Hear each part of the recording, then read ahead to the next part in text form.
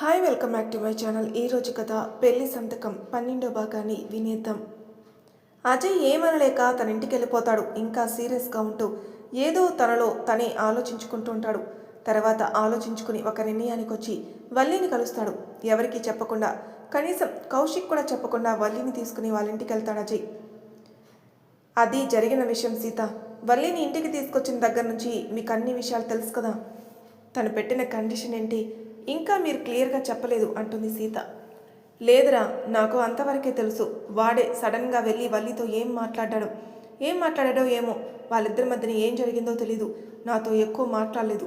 చెప్పమన్నా చెప్పట్లేదు. కోపంగా చూస్తున్నాడు. అప్పుడే కౌశిక్ ఇంటికి వంశీ వస్తాడు. వంశీ అక్కడ జానకిని అనన్యాన్ని చూసి షాక్ అయి నవ్వుతూ వస్తాడు. కౌశిక్ వచ్చి కూర్చోమని చెప్తాడు వంశీకి. హాయ్, మిమ్మల్ని కూడా ఇన్వైట్ చేశాడా? ఓకే, అందరం కలిసి లంచ్ ప్రిపేర్ చేసుకోవచ్చు అంటాడు వంశీ. జానకి అనన్యకి ఏమీ అర్థం కాదు. కౌశిక్ వంశీని చూస్తూ వాళ్ళు నాతో మాట్లాడడానికి వచ్చారు, నేను లంచ్కి ఇన్వైట్ చేయలేదు అంటాడు. ఓకే పర్వాలేదు, ఇప్పుడు లంచ్ చేసే పోతారులే, తప్పేముంది అందులో అంటాడు వంశీ. సీత నవ్వుతూ పర్వాలేదు వంశీ గారు, మేము వెళ్తాం, చిన్న పనుండి వచ్చాం అంటుంది. అదేంటి, నేను రాగానే వెళ్తున్నారు? అలా ఎలా వెళ్ళారు? కూర్చోండి, నేను మీతో మాట్లాడాలి. సీతకి అనన్యకి ఏం అర్థం కాదు. మాతో మాట్లాడేది ఏంటి సార్ అని అడుగుతుంది అనన్య. అన్నీ ఇప్పుడే చెప్పాలా ఏంటి? ఆఫీస్లో నేను మీకు సార్ని, ఇక్కడ వంశీ అని పిలవచ్చు.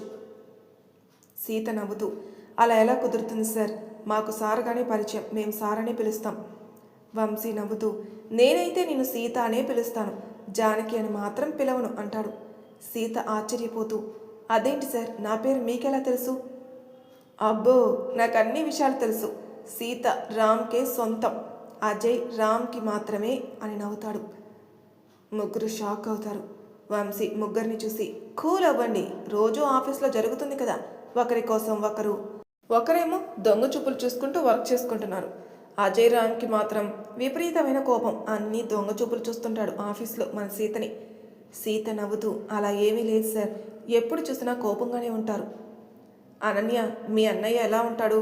మీరెవరూ గమనించలేదు, కానీ అజయ్ అందరినీ అబ్జర్వ్ చేస్తున్నాడు. చెల్లిని ఇలా చూసుకోవాలో, భార్యని ఎలా చూసుకోవాలో తెలుసు. అనన్య నవ్వుతూ మా అన్నయ్య ఆఫీస్లో చాలా స్ట్రిక్ట్గా ఉంటున్నాడు. కనీసం చెల్లెలను కూడా చూడకుండా ఒక్కసారి కూడా క్యాంటీన్కి తీసుకెళ్ళి లంచ్కి రమ్మనట్లేదు. ఎప్పుడు మన ముగ్గురమే కదా లంచ్ చేసేది. ఇంకా మీరన్నా వచ్చి మా దగ్గర కూర్చుంటున్నారు. మా అన్నయ్యతో అయితే ఆ సిరియే వెంట పడుతుంది, కావాలని మా అన్నయ్యతో కూర్చొని లంచ్ చేస్తుంది. మాకైతే పీకల వరకు కోపంగా ఉంది సిరి మీద. వంశీ నవ్వుతూ అజయ్ రామ్ హీరో కదా, హ్యాండ్సమ్ పర్సన్, సిరి ఎలా వదులుకుంటుంది? పాపం ఫస్ట్ నుంచి తను లవ్ చేసింది, మీ అన్నయ్య మాత్రం లవ్ చేయలేదు. ఎలా వదులుకుంటుంది చెప్పు? కొంచెం కొంచెంగా తగ్గుతుందిలే. సీత నిజంగా తన జీవితంలో ఎంటర్ అయితే సిరి మొత్తానికే వదిలి వెళ్ళిపోతుంది. పూర్తిగా అజయ్ సీతకి సొంతమైన రోజు. సీత అజయ్ల కాపురం వండర్ఫుల్ మెమరీ. కౌశిక్కి అర్థమవుతుంది వంశీకి అన్ని విషయాలు తెలుసా, ఎలా తెలుసుకున్నాడో అర్థం కాలేదని. వంశీ కౌశిక్ని చూస్తూ నాకెలా తెలిసిందనుకుంటున్నావా అన్నాడు. అవును వంశీ, కొత్తగా వచ్చాం కదా, మా గురించి ఎలా తెలుసుకున్నావు? అక్కడే సస్పెన్స్. నాకు ఒక బెస్ట్ ఫ్రెండ్ ఉంది, హేమ. టెంపుల్లో వీళ్ళకి పరిచయం చేశాను, ఆమె ద్వారా అన్ని విషయాలు తెలిసాయి.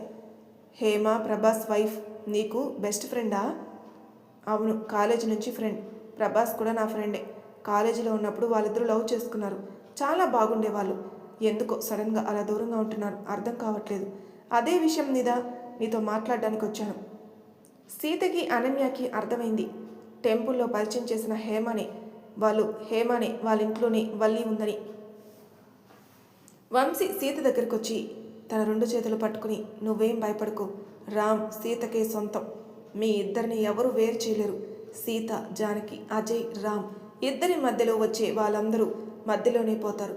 ఇంకా మీ అక్క ఎలా చేసినా అజయ్ అంత ఓర్పుగా సైలెంట్గా ఉంటున్నాడు అంటే దాని వెనుక ఒక కారణం ఉండొచ్చు. మీరెవరు అజయ్ని తప్పు పట్టద్దు, ఆయన బిహేవియర్ ఇప్పుడు అలాగే ఉంటుంది. అలా మాట్లాడుతూ ఉంటే హేమ కూడా అప్పుడే ఇంట్లోకి వస్తుంది. కౌశిక్ హేమను చూసి హాయ్ మేడం రండి అంటాడు.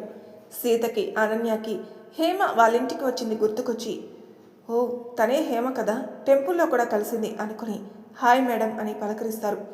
హేమ సీత దగ్గరికి వచ్చి హాయ్, చాలా అందంగా ఉన్నావు, టెంపుల్లోనే తెలుసుకున్నాను నువ్వు అజయ్ భార్యవని. సీత నవ్వుతూ కూర్చుని ఉంటుంది. కౌశిక్, తను హేమ, నా బెస్ట్ ఫ్రెండ్. ఇప్పటి నుంచి నీకు బెస్ట్ ఫ్రెండ్ అంటాడు వంశీ. కౌశిక్ నవ్వుతూ, తప్పకుండా ఫ్రెండ్షిప్ చేస్తే ఎప్పుడు వదులుకోం. హేమ ఇప్పటి నుంచి నాకు బెస్ట్ ఫ్రెండ్ అంటాడు కౌశిక్. హేమ సీతని అనన్యాన్ని చూసి, మీరిద్దరూ ఇప్పటి నుంచి చాలా జాగ్రత్తగా ఉండండి. మీ అక్క చాలా డేంజరస్. ఆమె ఏది చేయడానికైనా రెడీగా ఉంటుంది. నేను కొన్ని కారణాలు చెప్పలేను. మేడం, మీరెందుకు మీ హస్బెండ్తో దూరంగా ఉన్నారు? అసలు మా అక్కని ఎందుకు రానిచ్చారు మీ లైఫ్లోకి అంది. హేమ ఏడుస్తుంది.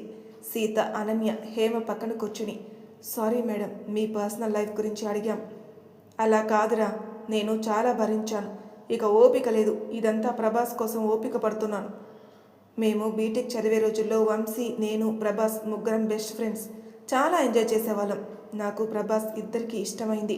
ఒకరిని ఒకరం అర్థం చేసుకున్నాం. చదువు కంప్లీట్ అయ్యాక పెళ్లి చేసుకోవాలనుకున్నాం. కానీ మా ఇంట్లో ఒప్పుకోలేదు. బయటకు వచ్చి పెళ్లి చేసుకున్నాం. ఇద్దరం జాబ్లో సెటిల్ అయ్యాం. వంశీ అప్పటికే వేరే జాబ్లో జాయిన్ అయ్యాడు. తనని మేము ఎప్పుడూ డిస్టర్బ్ చేయలేదు. ప్రభాస్తో హ్యాపీగా ఉన్నాను.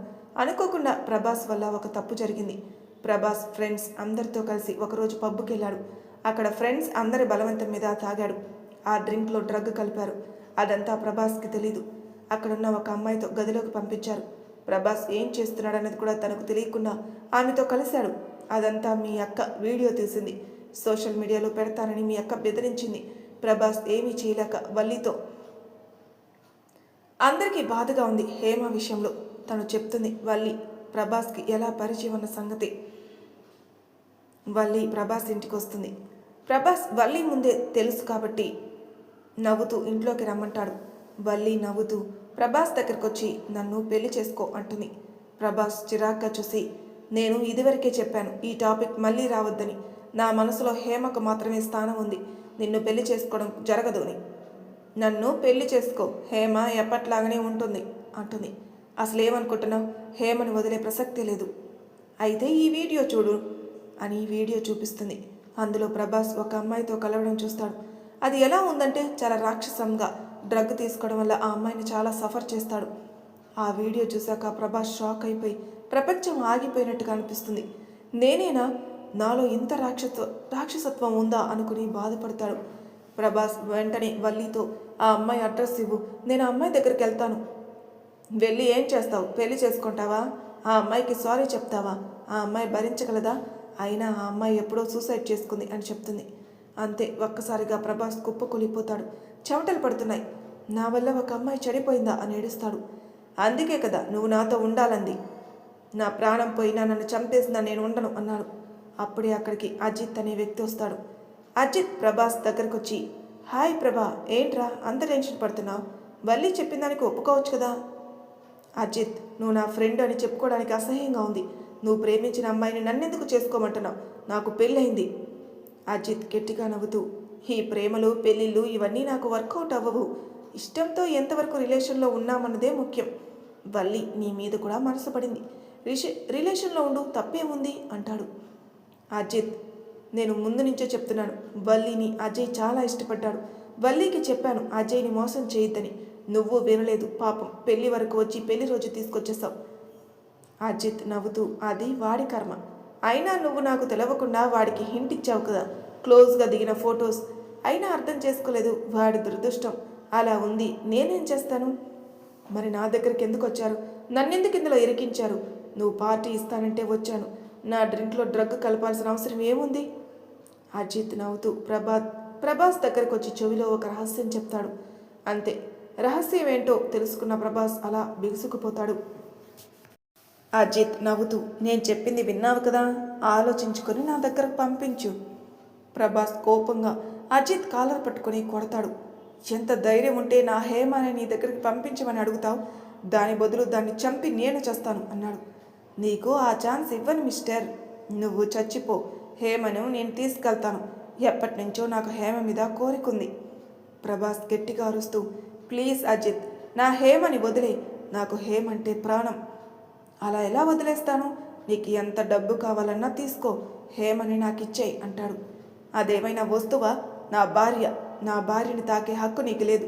మేమిద్దరం ఒకరి కోసం ఒకరు బ్రతుకుతున్నాం. ఒక్క ప్రాణంగా బ్రతుకుతున్నాం.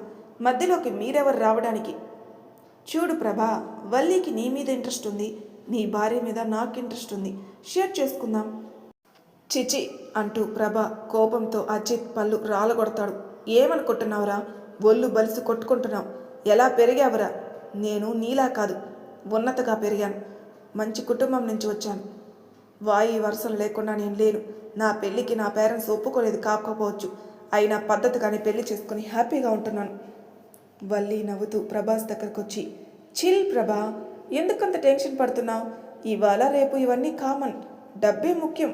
నువ్వు నాతో ఎంజాయ్ చేయి. హేమను అజిత్కి ఇచ్చేయి. కొన్ని రోజులు మాత్రమే.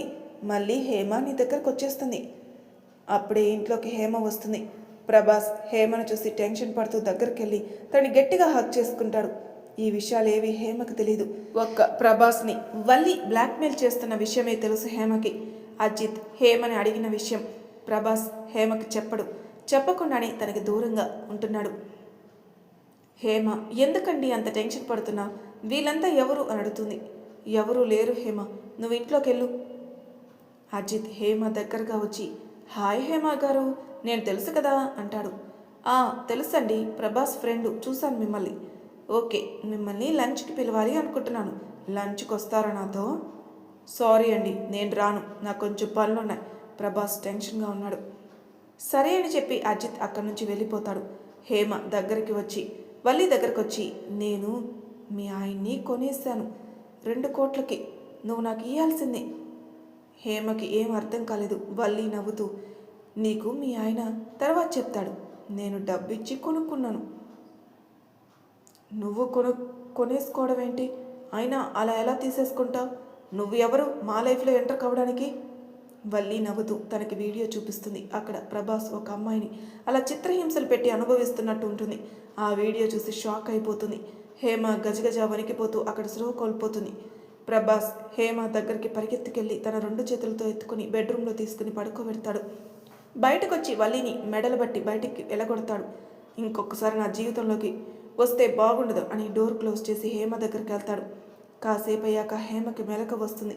రాగానే అంతా గుర్తుకొస్తుంది. ప్రభాస్ని చూసి గట్టిగా అరుస్తూ, ఏం చేశావు? ఆ వీడియో ఏంటి అని అడుగుతుంది. ప్లీజ్ హేమ, నన్ను నమ్ము, నేను అంత చెప్తాను. నా ప్రమేయం లేకుండానే జరిగింది. అయినా హేమ వినదు. ఎంతగానో బ్రతిమలాడతాడు. హేమ మాత్రం వినిపించుకోకుండా కిచెన్లోకి వెళ్ళి చాక్ తీసుకుని చేయి కట్ చేసుకోవాలనుకుంటుంది. ప్రభాస్ వచ్చి హేమ చెంపల మీద కొట్టి హేమను గట్టిగా హక్ చేసుకుని తన కాళ్ళ మీద పడతాడు. ఇంతకంటే మరో మార్గం లేదు, నేను చెప్పేది విను అంటాడు.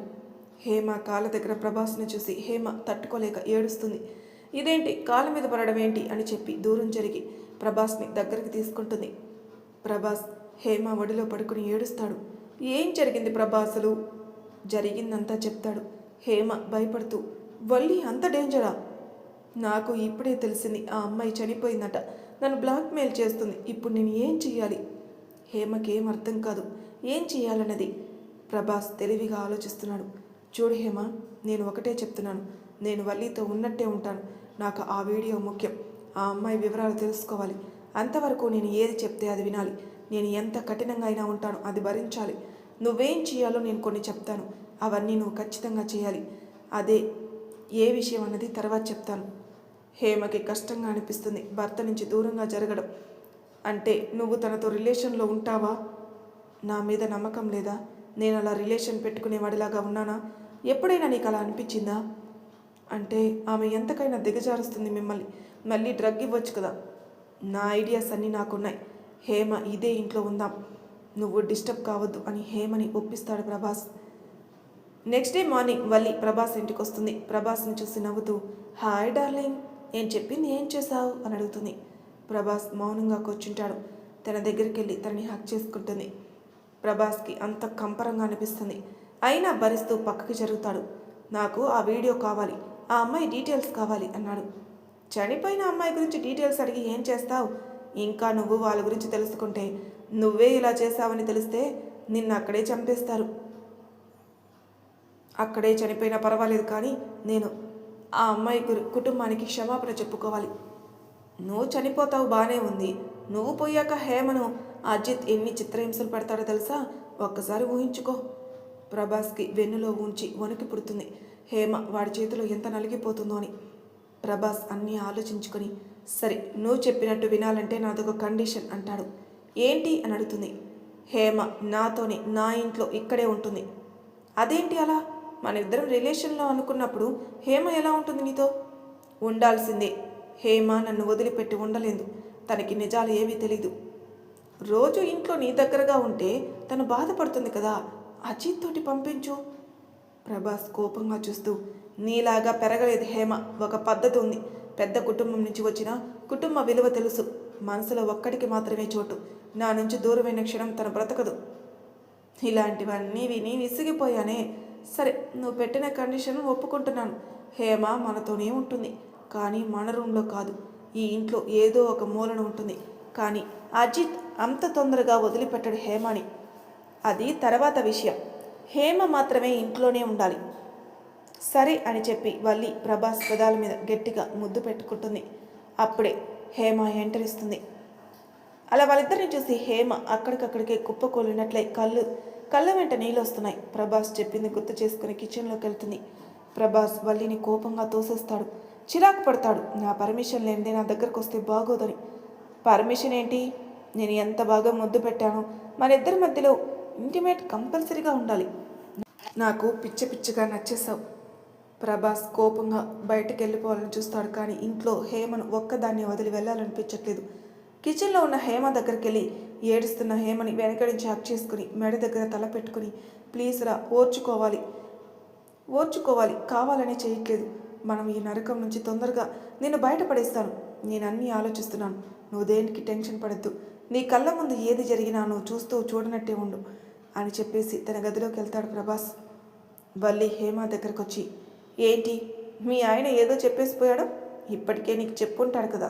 నువ్వు ఏదో ఒక రూమ్లో ఉండు. నేను మాత్రం ప్రభాస్ గదిలోనే ఉంటాను. ముందు టీ తీసుకుని వచ్చి ఇవ్వు అని ఆర్డర్ వేస్తుంది. హేమ వస్తున్న బాధని ఏడుపుని దిగమింగుకుంటూ టీ చేసి వల్లికి ఇస్తుంది. వల్లి కాలు మీద కాలేసుకుని టీ తాగుతూ హేమను చూస్తూ తన కాలుతో హేమ కాలు పైన పెట్టి ప్రెస్ చేస్తూ, నీకు ఇష్టమైన నీ భర్తను నాకు ఇవ్వడం అని అడుగుతుంది. హేమ కాలు వల్లి శాండిల్ కింద నలిగిపోతుంది. బాధని దాచుకుంటూ, ఒకరి భర్తను కోరుకున్నావే, నీలాంటి ఆడదాన్ని ఏమనాలి? నేను ఇవ్వకుండా నువ్వు తీసుకుంటున్నావు. తొందరలో అన్నీ అనుభవిస్తావు అని చెప్పేసి అక్కడి నుంచి వెళ్ళిపోతుంది. వల్లి నవ్వుతూ అజిత్కి ఫోన్ చేస్తుంది. నా ప్రపోజల్కి ప్రభాస్ ఒప్పుకున్నాడని. అజిత్ నవ్వుతూ, ఇంకా కొన్ని రోజులకి హేమ అని కూడా ఒప్పుకుంటాడు. హేమ కూడా నా దగ్గరికి వస్తుంది. హ్యాపీగా ఎంజాయ్ చేయి డార్లింగ్ అని అజిత్ ఫోన్ పెట్టేస్తాడు. అప్పుడే ప్రభాస్ రూమ్లో ఉండలేక హాల్లోకి వచ్చి కూర్చుంటాడు. వల్లి ఎదురుగానే ఉంటుంది. వల్లికి ఫోన్ వస్తుంది. ఆ ఫోన్ రాగానే టెన్షన్ పడుతుంది. ప్రభాస్కి అర్థం కాదు ఎందుకు టెన్షన్ పడుతుందో అని. మరి తర్వాయి భాగంలో ఏం జరగబోతుందో నెక్స్ట్ ఎపిసోడ్లో తెలుసుకుందాం. అంతవరకు నా ఛానల్ సబ్స్క్రైబ్ చేయని వాళ్ళు ప్లీజ్ సబ్స్క్రైబ్ చేసుకోండి, లైక్ చేసి షేర్ చేయండి. Thank you for listening.